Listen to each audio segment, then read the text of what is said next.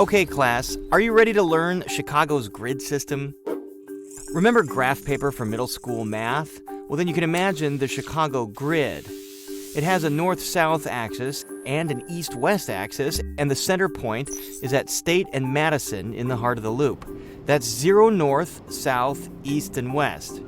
Each street address contains a directional prefix, N, S, E, or W.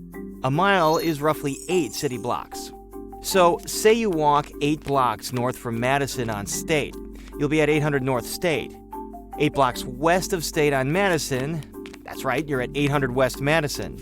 Head 8 blocks east of State on Madison. Oops, I hope you can swim. Now, let's find some iconic Chicago locations. Wrigley Field is located at 1060 West Addison at the intersection of Addison and Clark. Addison is 3600 North, or 36 blocks north of Madison. The 1060 West tells us the address is between 10 and 11 blocks west of State Street on Addison. That is, if State went that far north.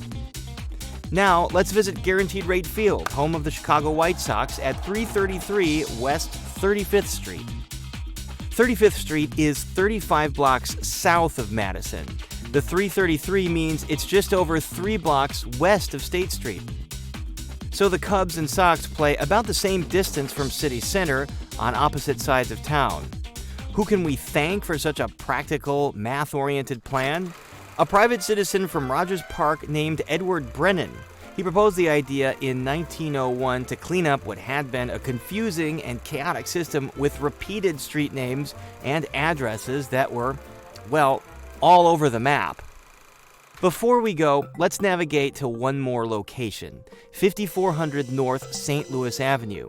That's exactly 54 blocks north of Madison at St. Louis Avenue, which is 3500 or 35 blocks west of State, and home to our beloved WTTW studio. Of course, there are exceptions to every rule.